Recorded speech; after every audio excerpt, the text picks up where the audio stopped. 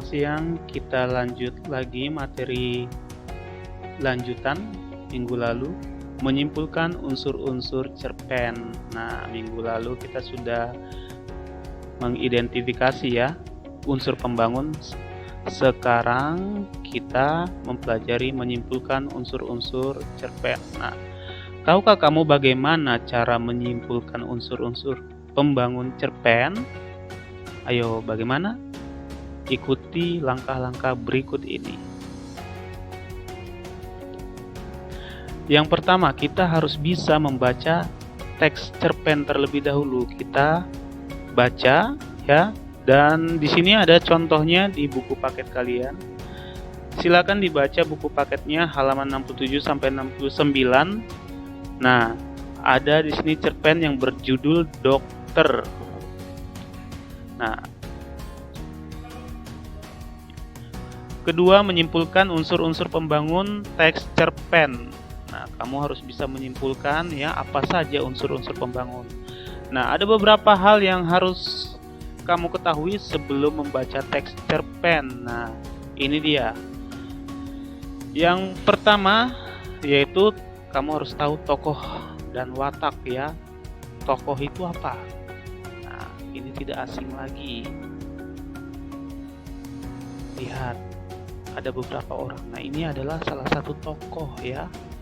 Ada dua tokohnya. Jadi tokoh itu adalah pelaku atau orang yang ada di dalam cerita pendek tersebut. Nah, watak itu adalah sifat si tokoh, sifat si pelaku.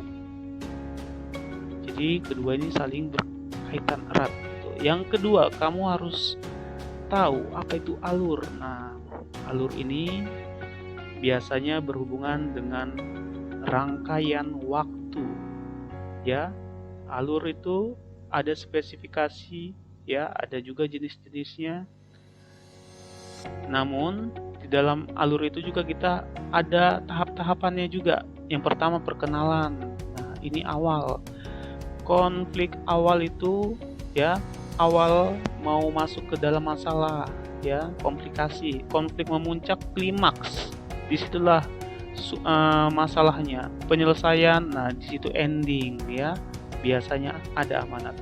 Yang ketiga, latar. Latar itu berhubungan keterangan. Keterangan apa saja yuk?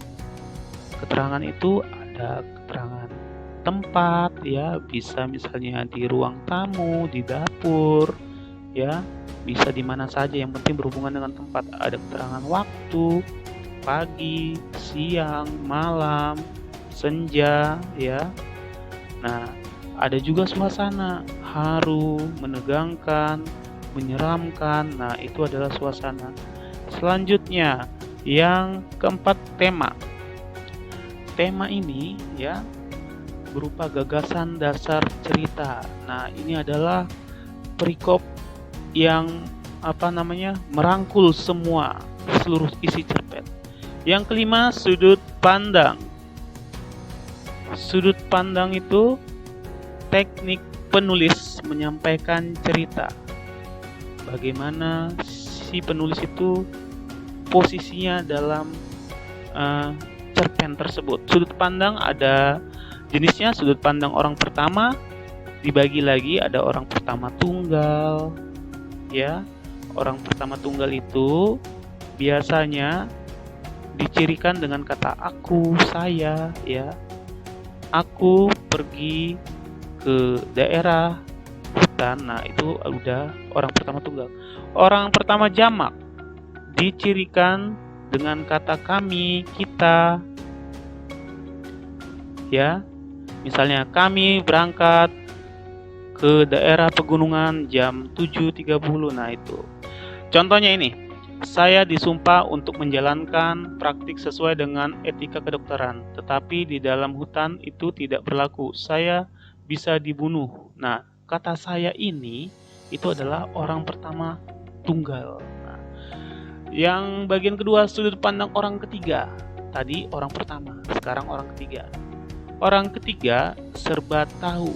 Ya, ada orang ketiga serba tahu atau terbatas. Nah, jadi orang ketiga serba tahu ini apa yang dialami tokoh dan isi hati si tokoh dia mengetahui, dia dalamin gitu. Contohnya bisa kata dia, iya, nama tokoh itu kalau tunggal, orang ketiga tunggal.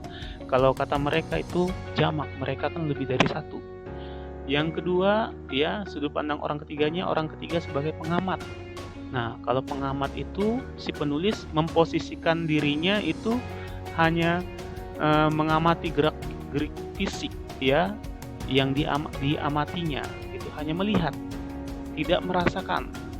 Contoh, Anissa heboh membongkar almari. Nah, dia mencari baju. Nah, kata Anissa ini adalah orang ketiga. Dia merujuk nama langsung si tokoh. Dia, nah itu adalah kata keterangan tunggal dia, orang ketiga tunggal gitu. Yang keenam, gaya bahasa. Gaya bahasa atau majas. Nah, ini berhubungan bagaimana pemanfaatan kekayaan bahasa. Si penulis menuliskan sebuah cerpennya dengan kekayaan bahasa yang dia bisa explore gitu. Nah, Sir di sini menyampaikan sedikit saja, hanya garis-garis besar. Sebenarnya banyak gaya bahasa ya. Nah, ini hiperbola, gaya bahasa yang berlebihan. Nah, sengaja dibuat berlebihan supaya si pembaca dapat maknai, mendalamin gitu. Riuh sekali suasana di sini, kepalaku mau pecah rasanya. Nah, kepala mau pecah. Nah, ya, itu udah berlebihan gitu. Metafora itu majas perbandingan ya, satu hal dengan hal yang lain, tapi tanpa menggunakan kata pembanding. Ya, dia membandingkan secara tidak langsung. Contoh, jantung hatinya sudah lama hilang, tiada berkabar. Nah, jantung hati itu mungkin seseorang yang dia cintai begitu.